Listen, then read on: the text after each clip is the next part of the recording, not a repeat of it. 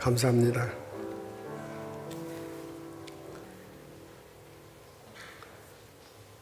오늘 저희 읽을 말씀은 고린도후서 2장입니다. 고린도후서 2장 14절부터 17절에 있는 말씀입니다.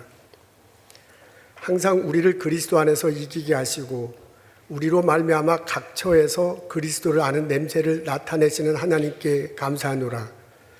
우리는 구원받는 자들에게나 망하는 자들에게나 하나님 앞에서 그리스도의 향기니 이 사람에게는 사망으로부터 사망에 이르는 냄새요 저 사람에게는 생명으로부터 생명에 이르는 냄새라. 누가 이 일을 감당하리요?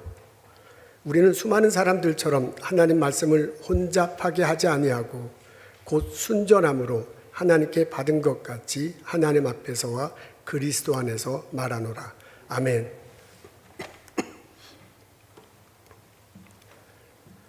고린도는 그리스 남부에 있는 해안 도시입니다. 바울 당시 고린도는 교통량이 가장 많았다고 그래요. 그리고 무역과 상업이 번창했습니다. 지중해 세계에서는 오늘날 올림픽과 같은 스포츠 경기가 열렸는데 그것이 정기적으로 이 고린도에서 열리기도 했습니다. 그러다 보니 각종 좋은 상품들, 사치품들이 흘러 들어왔어요, 고린도에. 그리고 지중해 세계에 사는 여러 인종 사람들이 이곳에 몰려와 거주하기 시작했습니다. 돈을 벌기 위해서, 성공하기 위해서, 의미 있는 삶을 살기 위해서, 때로 어떤 사람은 고린도 도시가 해안가에 있어서 흥청망청하고 이런 타락한 모습이 있었는데요. 그것을 즐기기 위해서 고린도에 왔습니다. 바울이 2차 전도 여행 때 고린도에 들려요 교회를 개척합니다. 1년 반 동안 목회를 하고 다른 도시로 갔거든요. 그런데 고린도 교회에 소식이 들리는데 별로 좋지 않아요. 교회 내에 분쟁이 있다는 얘기를 듣습니다. 그것에 대한 답을 하기 위해서 편지를 썼어요. 그게 고린도 전후서입니다. 오늘 저희들은 그 후반부에 있는 일부분을 읽도록 하겠습니다. 바울이 고린도 교인들에게 이렇게 권면합니다. 그리스도의 향기가 되십시오. 15절에 그 내용이 집약적으로 나와 있어요. 우리 한번 다 같이 읽겠습니다. 시작. 우리는 구원받는 자들에게나 땅하는 자들에게나 하나님 앞에서 그리스도의 향기다. 향기라는 단어가 맨 끝에 나오는군요. 오늘 읽은 본문에 보면 냄새, 향기라는 단어가 나옵니다. 사람들에게서는 직접적으로 냄새가 납니다. 운동을 하면 땀을 흘리잖아요. 그 땀 냄새가 운동한 사람에게 납니다. 땀을 씻지 않고 가만히 있으면 그 냄새가 점점점 독해져가지고 악취가 날 것입니다. 근데 운동하고 난 다음에 향기로운 비누로 닦고 향기로운 화장품을 바르면 그 사람에서 향기가 날 것입니다. 바울은 오늘 본문에서요, 이 냄새와 향기를 사람의 분위기와 덧대어서 사람 분위기와 연관시켜서 설명하고 있습니다. 여러분, 사람들에게는 분위기가 있잖아요. 사람들 보면 느껴지는 게 있어요. 그 사람의 시선, 말투, 언어, 사용하는 것, 옷차림, 행동 등에서 느껴지는 분위기가 있습니다. 어떤 사람은 그 분위기가 이 분위기를 내는 그 사람이 싫어. 그런 사람도 있고요. 저 분위기를 내는 난 저 사람이 좋아. 이렇게 받아들이기도 합니다. 그래서 내가 싫은 분위기를 내는 그 사람한테 악취가 난다. 그렇게 표현할 수도 있고요. 내가 좋은 행동을 하고 그런 분위기를 흐르는 저 사람에게 향기가 난다. 라고 그렇게 표현할 수도 있습니다. 냄새, 향기를 분위기와 연관시켜서 해석하는 겁니다. 말하는 것입니다. 바울도 이런 식으로 오늘 본문에 이야기하고 있습니다. 바울이 고린도 교인들에게 권면해요. 그리스도의 냄새를 내십시오. 고린도 교인들에서 냄새가 나야 될 텐데, 다시 말해서 고린도 교인들의 말투, 행동, 옷가짐, 시선들에서 어떤 분위기가 이렇게 표출되는데 그것이 그리스도에 관한 것이면 좋겠다라는 것입니다. 누군가가, 고린도 교인 옆에 있는 누군가가 그 모습이 싫으면 멀리 할 거거든요. 그리고 그리스도의 냄새 나는 그것이 싫으면 악취로 여길 것입니다. 근데 누군가는 그 그리스도의 모습을 풍기는 그 분위기, 그 몸속에서 향기를 느낄 거예요. 그래서 누군가는 그리스도에게 다가올 수도 있을 것입니다. 그리스도의 냄새를 나게 하기 위해서는 그리스도를 많이 먹으면 됩니다. 여러분, 사람 몸에서 나는 냄새에 큰 영향을 주는 게 먹는 거래요. 김치를 먹는 사람에게는 김치 냄새가 납니다. 치즈를 먹는 분들에게는 치즈 냄새가 날 것입니다. 그리스도를 많이 먹으면 그리스도의 냄새가 우리들 삶 속에서 나타납니다. 그리스도의 그리스도를 먹는다는 얘기는 은유적인 표현이죠. 그리스도에 대해서 집중적으로 다루고 있는 성경 말씀을 먹는다는 겁니다. 성경 말씀을 받아들이는 거예요. 성경 말씀을 있는 그대로 받아들였으면 참 좋겠다. 그걸 사도 바울은 순전하게라고 그렇게 표현했어요. 어떤 사람은 밥상을 차려주면 반찬 투정하지 않고 이것저것 다 잘 먹습니다. 그런 것과 비슷해. 말씀을 베풀면, 말씀을 읽으면 그걸 그냥 반찬 투정 없이 다 먹는 것처럼 그대로 받아들이는 겁니다. 그걸 순전하게라고 그렇게 표현했어요. 여러분은 말씀을 순전하게 받아들이십시오 라고 그렇게 권면하는군요. 그렇게 말씀을 순전하게 있는 그대로 다 받아들이면 그 말씀과 함께 예수 그리스도가 내 안에 올 것입니다. 그 그리스도가 내 영 속에서 피가 되고 살이 돼. 그게 피가 되면서 에너지를 발휘해서 나로 하여금 에너지를 생산해서 나로 하여금 말하고 행동하게 될 것입니다. 그렇게 그리스도가 만든 에너지를 가지고 내가 말할 때 내가 말하는 속에서는 그리스도가 나올 거예요. 그런 그리스도가 주는 에너지를 가지고 내가 행동하면 내 행동 속에서 그리스도가 나타날 거예요. 그걸 뭐라고 표현하면 그리스도 냄새가 난다라고 바울이 표현한 것입니다. 사도 바울은 고린도 교회에게 이렇게 권면합니다. 그리스도의 냄새를 내십시오. 그리고 그 냄새를 가장 먼저 맡을 분이 누구냐? 하나님이다 라고 그렇게 알려줍니다. 그리스도의 향기, 그리고 바로 앞에 어떻게 하면 하나님 앞에서라고 그렇게 얘기해요. 내가 말하고 행동하는 것 누군가가 보고 듣습니다. 사람들이 다 알아. 근데 사람들이 내가 말하고 행동하는 것을 다 아나요? 일부분만 알아요. 내가 말하고 행동하는 것을 다른 사람은 다 몰라도 보고 있고 아는 분이 있습니다. 그분이 하나님이야. 이 세상을 만드시고 주관하신 하나님, 내 인생을 펼치시고 인도하신 하나님, 그분이 내 말하고 행동하는 것을 다 알아. 그러니까 그리스도 교인들에게 당신이 내는 냄새를, 당신이 내는 향기를 가장 먼저 맡으실 분은 하나님입니다 라고 그렇게 얘기해요. 그래서 하나님 앞에서 그리스도의 냄새를 내십시오 라고 그렇게 권면합니다. 또 바울은 그 그리스도의 냄새를 다른 사람들도 맡을 것을 알고서 이렇게 말하고 있습니다. 구원받은 자들에게나 망하는 자들에게나. 고린도 교회 주변에 많은 사람들이 있을 거예요. 그 사람들에게 내가 그리스도 안에서 말하고 행동함으로써 그리스도의 냄새를 내는 거거든요. 누구는 그것을 악취로 여기고 누구는 그것을 향기로 받아들일 것입니다. 내가 그리스도의 가르침대로 말하고 이렇게 행동해서 내가 그리스도의 제자로 그런 분위기 속에서 살아가. 이렇게 살아가면 누군가는 그게 싫어, 그게 별로 안 좋아 하고 그렇게 받아들이지 않는 사람도 있을 거고, 누군가는 그게 좋아. 그래서 고린도 교인들에게 가까이 오는 사람이 있을 것입니다. 고린도 교인이 그리스도의 말씀대로 살아가서 그리스도의 분위기대로 살아가는 것이 싫어서 멀어지는 사람, 그 사람들은 고린도 교인에서 악취가 난다고 그렇게 여길 것입니다. 근데 고린도에 살지만 누군가는 고린도 교인을 보고서 좋아. 그래서 가까이 가. 그러면서 거기서 배우려고 해. 그걸 고린도 교인들로부터 향기가 난다고 그렇게 여길 것입니다. 고린도 교인들로부터 악취가 난다고 생각하고 멀어지는 사람은 멸망할 것이고, 고린도 교인들로부터 향기가 난다고 생각하고 고린도 교회에 가까이 오는 사람에게는 생명이 있을 것이다 라고 바울이 알려줍니다. 신약학자들은요, 이 편지를 고린도 교인들이 처음 읽었을 때 떠오르는 이미지가 있었을 거라고 그렇게 말합니다. 그게 우리한테는 떠오르지 않아요. 근데 로마권에 사는 사람, 로마 시대에 사는 사람들은 이게 딱 떠오르는 이미지가 있대요. 그게 뭐냐면 로마 장군의 개선식입니다. 우리는 이 단어, 이런 게 문장 전개 이게 익숙하지 않은데 그 사람들은 굉장히 익숙해서 딱 이렇게 떠오르는 거예요. 로마 장군이 전쟁에 나가서 승리한 장군이 돌아올 때 개선식을 합니다.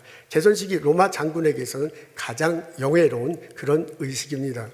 개선식을 할 때 로마 장군이요, 여기는 말 하나를 타고 있는데 되게 마차가 하고요, 말 4개가 끄는 마차를 탄다고 그래요. 그리고 그 마차 바로 앞에 제사장이 걸어간다고 합니다. 그 제사장이 향로를 들고 냄새를 풍기면서 걸어갑니다. 그리고 그 앞에는 적군, 이번 전투에 참석했던 적군의 고위급 장교가 사슬에 묶여 있다고 해요. 로마 사람들은 전쟁에서 이기면 전쟁에 패한 사람들에게 굉장히 관대했대요. 그게 로마 정신 중에 하나예요. 그래서 로마의 정신을 받아들이면 같이 속국이 돼서 지내려고 무척 애를 썼는데, 그렇지 않고 계속해서 반항하는 그런, 이제 그 사람들이 볼 때 이제 다른 민족들이죠. 그런 민족들이 있을 때는 고위급 지휘관이죠. 그 사람들을 데리고 와서 처형했다고 합니다. 근데 그 사람들을 데려와서 처음엔 감옥에 있다가 이렇게 개선식을 할 때 맨 앞에 사슬에 묶여서 끌고 가고, 나중에는 끝나고 난다면 그 사람을 처형했습니다. 이 로마 사람이 항상 그런 건 아니에요. 아주 드물게 그랬습니다. 그 다음에 이 로마 장군 바로 뒤에는 하급 장교들 그리고 사병들이 따라오면서 이 개선식을 했습니다. 여러분도 상상해 보십시오. 로마 장군의 개선식을 하는데 그 앞에 있는 사람은 드물지만 포로로 잡혀온 그 사람들은 곧 있으면 죽는 거예요. 그 다음에 그 로마 장군 바로 뒤에 있는 사람은 이번 전투에서 이겨서 신나가지고 지금 개선식을 하는 겁니다. 바로 로마 장군 바로 앞에 제사장급에 있는 사람이 향로를 들고 가면서 냄새를 풍겼대요. 여러분 상상해 보십시오. 그 냄새가 이제 곧 죽을 사람들한테는 죽음의 냄새로 받을 것입니다. 그렇지만 이 전쟁에 승리한 로마 사람들에게는 이게 향기로운 냄새로 받아들이는 거예요. 전쟁에서 승리한 로마 사람들은 이 행렬에 참석해서 그 냄새가 향기로운 냄새로 나지만은 이제 곧 죽을 전쟁포로, 아주 드문 경우이지만 어떤 적군의 지휘관급 전쟁포로한테는 곧 죽는 거거든요. 이게 죽음의 냄새로 받아들인 겁니다. 이게 로마권의 문화권에 사는 사람, 지중해 세력에 사는 사람들은 이게 아주 익숙해요. 그래서 오늘의 본문을 보면 그게 금방 이미지로 떠오른답니다. 그래서 그런 이미지를 살리면서 바울이 고린도 교인들에게 권면하는 것입니다. 여러분들은 그리스도의 냄새가 나도록 해야 될 것입니다. 여러분들 말과 행동 속에서, 여러분들의 삶 속에서, 여러분이 풍기는 분위기 속에서 그리스도가 드러나야 될 것입니다. 라고 고린도 교인들에게 권면하는 겁니다. 예수 그리스도를 믿을 때 십자가 되시고 부활하신 그리스도, 그분을 통해서 내가 구원받았다는 고백, 그 고백을 가지고 살아가야 될 것입니다. 그 고백 안에서 살아갈 때 여러분이 이 세상에서 승리하며 살 수 있습니다. 그 고백을 가지고 살아갈 때 언젠가 예수님 재림하셔 심판대 앞에서 그리고 영원한 삶을 살게 되는데, 그런 영원한 삶을 살게 될 것입니다. 라고 고린도 교인들에게 다시 한번 리마인드 시키는 거예요. 그리고 교인들을 알고 그리스도의 냄새, 그리스도의 향기를, 그리스도를 나타내는 분위기를 나타내면서 삶을 살아가도록 권면하고 있는 것입니다. 바울은 고린도 교인들이요, 이 고린도 지방에 여러 지방, 여러 나라에서 온 여러 다른 민족들에게요, 그리스도의 향기가 됐으면 좋겠어요. 여러분들이 그리스도를 믿고 그리스도 안에서 살고 그리스도의 향기를 품으로써 다른 사람들한테 예수 그리스도가 가장 소중한 존재다라는 것을 알려주기를 원했습니다. 고린도 도시에 오는 사람들은 부와 사치를 위해서 왔어요. 그 사람들은 향락을 즐기기 위해서 왔어요. 그 사람들은 남들 누르고 남들한테도 나만 잘 됐으면 좋겠다는 그런 분위기 속에서 살고 있는 사람들입니다. 그런 사람들에게 가장 중요한 것은 부와 사치가 아니다, 향락이 아니다. 가장 소중한 것은 예수 그리스도다. 예수 안에서 승리가 있다. 예수님 안에서 생명의 삶을 살 수 있다 라는 것을 가르쳐 주기를 원했습니다. 그래서 권면하는 거예요. 여러분 말과 행동 속에 그리스도가 나타나야 될 것이, 보여야 될 것입니다. 여러분들이 그리스도의 냄새를 나타내야 될 것입니다. 여러분들의 그 삶의 모습 속에서 그리스도의 향기가 되십시오 라고 바울이 권면합니다. 그러면서 그 바울이요, 뭐라고 얘기하면, 그런 이 일을 해야 되는데, 고린도 시민들을 위해서 이런 일을 해야 되는데, 내가 여러분들에게 이걸 권면하는데 누가 이 일을 감당하겠습니까?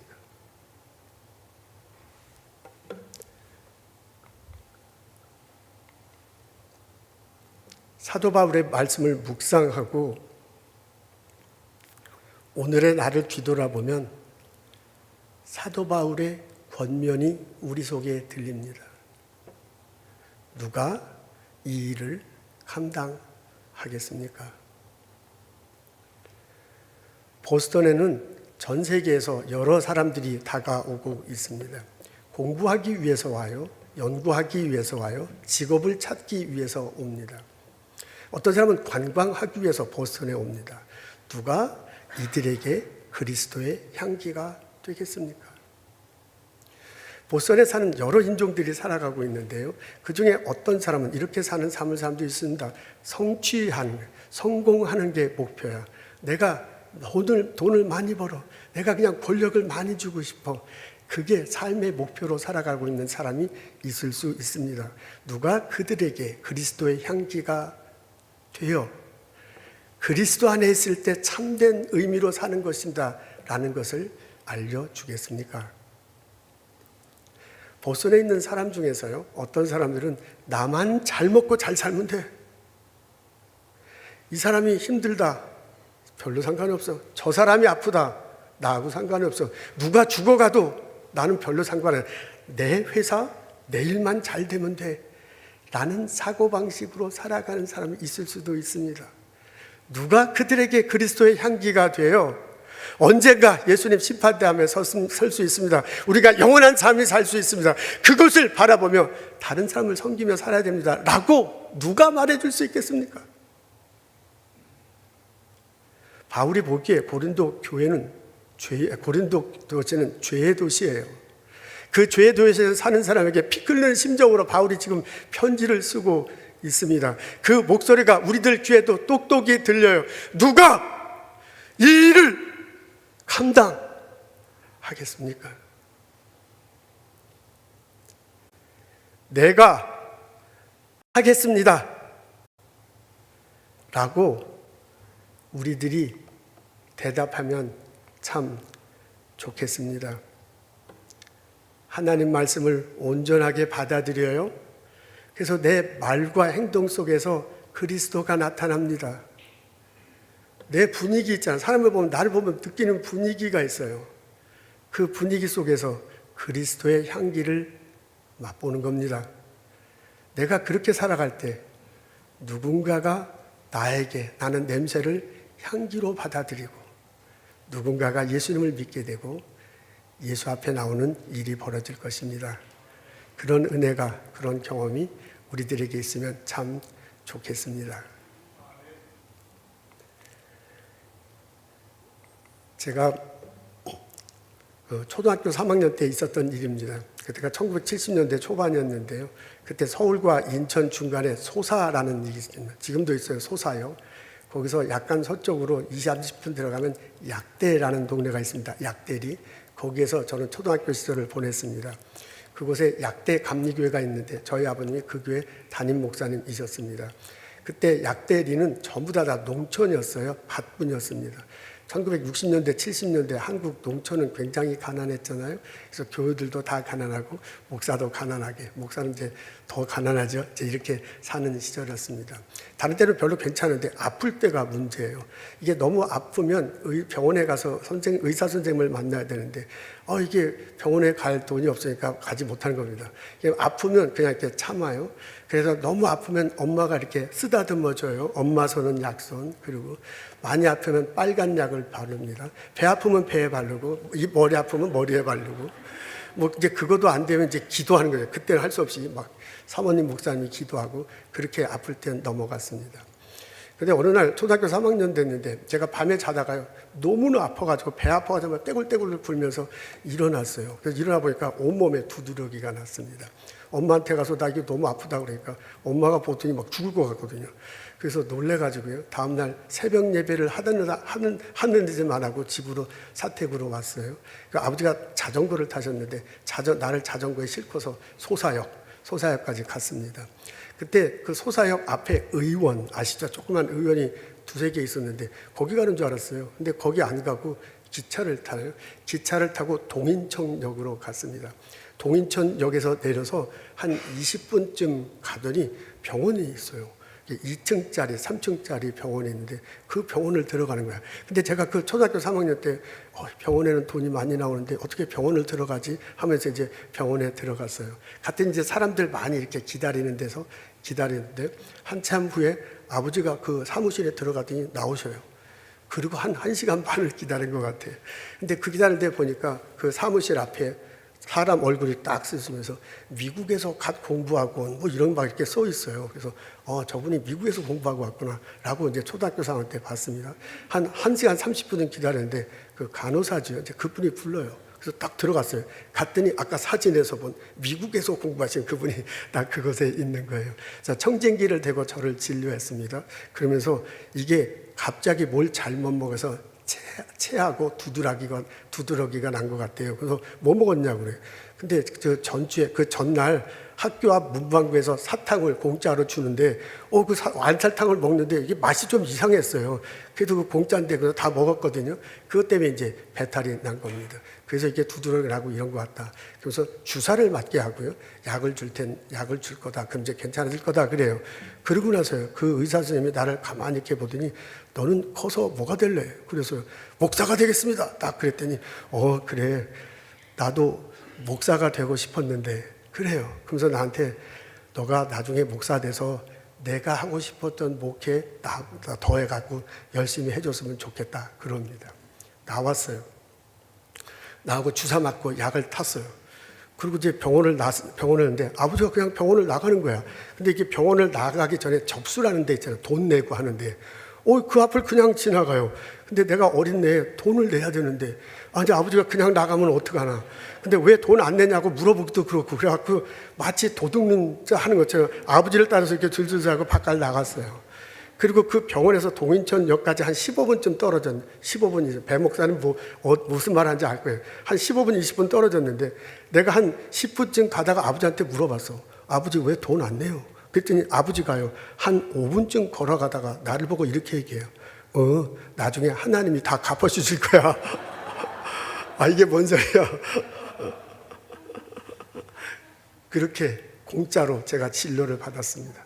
30년이 지났어요. 이제 미국에서 2001년도 4월 달에 플로리다 포트 라더데일 그 플로리다에서 한인연합감리교회 이게 총회가 있었습니다. 그게 이제 1년에 한 번씩 우리 한인연합감리교회 목사님들 그다음에 이제 평신도들도 오는 그런 총회 대회입니다. 이제 그게 이제 2001년도 4월 달에 플로리다에 있었어요. 근데 참석자 중에 한 분이 강연을 하는데 몽골 선교에 대해서 이야기하고 그다음에 인천에 이주민들이 많은데 그 사람들이 치료를 받지 못한다라는 그런 얘기를 하면서요. 선교헌금을 해달라라는 내용이에요. 그런 걸 이제 선교 보고를 하더라고요. 근데 제가 먼 발치에서 보니까 어디서 많이 본 분이야. 저분 어디서 많이 본 분인데 하고 이렇게 순서지를 보니까 전의철 장로 아시죠? 방송에서 전의철 장로라고 이렇게 써 있어요. 전의철 장로님 어디서 많이 듣던데 얼굴도 많이 익고 근데 한참 얘기하다 보니까 그분이 무슨 일을 해왔는지 어떻게 했는지를 본인이 얘기하더라고요. 그때 생각났어요. 초등학교 3학년 때 내가 무료 진료 받았던 그분이구나. 막 30년 후에 만났어요. 그래서 너무나 반가워가지고 그 선교 보고가 끝나자마자 내가 앞으로 막 갔는데 나만 간 게 아니라 목사님 한 10분 정도가 우르르 그냥 나보다 앞에 달려가. 그 중에 한 사람이 한상진 목사님 아시죠? 한상진 목사님이라고 아실 거예요. 여기서 1시간 떨어진 곳에 우리 그린랜드에서 목회하시고 지금 은퇴하셨습니다. 저보다 이제 더 선배님이시죠. 그분도 인천 출신이야. 우리 배 목사님도 인천 출신이야. 그러니까 그분하고 이렇게 우르르 달려가는 거예요. 그래서 말하는 소리를 보니까 다 나하고 비슷해. 무료 진료 받았거나 누나가 거의 죽다 살아났구나 뭐 이런 얘기야. 그래서 장로님 어서 오십시오. 이럴 수는 없습니다. 그러면서 이제 점심시간이 됐거든요. 우리가 방이 아니라 식당을 따로 빌려서 거기서 이제 얘기를 나눴는데 그 얘기들이 거의 다 그런 거예요. 나는 약과야. 어떤 사람은 죽다 살아났어.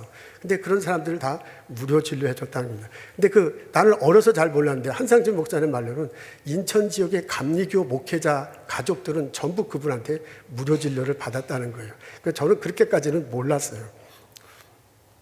이제 나중에 얘기한 다음에 장로님이 모금하러 와서 얼마를 모금하려고 왔냐 했더니 5만 불이래요. 그래서 이제 장로님 이제 나가시고 이제 다른 분 만나시라고 그래서 거기 12명쯤 목사님이 모였는데 우리가 다 의논해서 그 5만 불을 마련해 드릴 수 있었습니다. 나중에 알고 보니까 이분이 아버지가 감리교회 목사님이세요. 신학과를 대학교 들어갈 때 신학과를 갈까 의대를 갈까 많이 고민하다가 1950년대에 연희대학교 의학과에 입학합니다. 레지던트를 마치고 1963년에 미국 감리교에서 주는 십자금 장학금 받고 펜실베니아 대학교에 와서 공부합니다. 그 후에 아버지 병원은, 이게 의과대학을 간 것도 아버지가 가라고 그래서 간 것 같아요. 그리고 이제 병원도 인천 기독병원, 인천에 있는 동천역 앞에 있는 병원이에요. 거기에서 미국에서 공부하자마자 거기서 일반 외과 의사예요. 그리고 평생 일하다가 은퇴했습니다. 은퇴하고 난 다음에 몽골에 가셨네요. 몽골에 그때 당시에 1994년도에 연세대학교 세브란스 병원이 몽골 정부와 자매 결혼을 맺고서요, 몽골 연세 친선 병원을 세웠어. 1994년에 세웠는데 거기에 초대 원장을 무료로 이제 초대 원장을 합니다. 저도 이제 이 병원 가본 적이 있거든요. 2층으로 좀 아담하게 졌는데 그때 당시는 몽골에서 제일 좋은 병원입니다. 나중에 이제 너무 연세가 드시고 병이 생겨서요, 2001년도 봄에는 다시 인천으로 돌아왔어요. 그리고 와보니까 그때 한국에 외국 근로자들이 많이 왔는데 이 사람들이 보험이 없으니까 진료를 못 받는 거예요. 그래서요, 외국인을 위한 인천 자선 클리닉을 세워요. 그럼 이제 자기 후배 의사들, 간호사들 있잖아요. 그분들을 다 모아놓고 돌아가면서 무료 진료하게 하고, 당시는 주일날 오후에 무료 진료했다고 합니다. 인천에 있는 중앙감리교에 다니셨습니다. 2016년에는 감리교단에서 수여하는 제1회 자랑스러운 장로 대상을 받았대요. 제가 이번에 자료조사를 해보니까 제목이 이래: 몽골의 슈바이처 박사 전희철, 이렇게 써 있네요. 2019년도에 돌아가셨습니다. 바울이 우리들에게 권면합니다. 그리스도의 향기를 내십시오. 우리가 말씀을 온전히 받아들이고 그리스도에 대한 대로 말하고 행동할 때 우리를 통해서 그리스도의 향기가 날 거예요. 누군가는 우리가 내는 냄새를 맡고 그리스도에게 다가오는 역사가 일어날 것입니다. 내일 아침 여러분 일터에 나가거든 주변을 둘러보십시오. 바울의 목소리가 들릴 것입니다. 누가 이 일을 감당하겠느냐. 기도하겠습니다. 하나님, 예수님 안에서 십자가 달시고 부활하신 예수 그리스도 안에서 내가 구원받았음을 고백하며 살게 하시옵소서. 그리스도 안에서 승리하고 그리스도 안에서 새 삶을 살고 그리스도 안에서 천국에 대한 소망을 살고 하게 해주셔서 감사합니다. 나의 행동 속에서, 나의 삶의 모습 속에서, 나의 분위기 속에서 그리스도의 냄새가, 예수 그리스도의 향기가 나타날 수 있도록 사용하여 주옵소서. 누군가가 나를 통해서 그리스도 앞에 나와 하나님을 예배할 수 있도록 인도하여 주옵소서. 예수님 감사합니다. 예수님 이름으로 기도합니다. 아멘.